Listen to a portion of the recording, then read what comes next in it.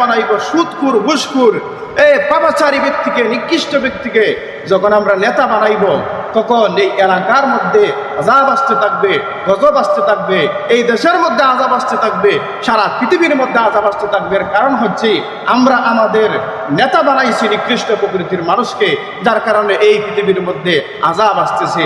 যতই আপনি চিল্লান, যতই আপনি সালাত ইস্তিসকার নামাজ আদায় করেন, বৃষ্টির জন্য বৃষ্টি হবে না। কারণ সমাজের পরতে পরতে সমাজের উঁচুস্থানী ব্যক্তি আছে, তারা সমাজের পাপাচারের মধ্যে লিপ্ত, সমাজের অপকর্মের মধ্যে লিপ্ত। কিসের জন্য বৃষ্টি আসবে? যদি বৃষ্টি আসতে হয়, মসজিদের ইমাম আর মুসল্লি গিয়ে আসমানের নিচে খোলা ময়দানে গিয়ে ইস্তিসকার নামাজ আদায় করলে বৃষ্টি আসবে না।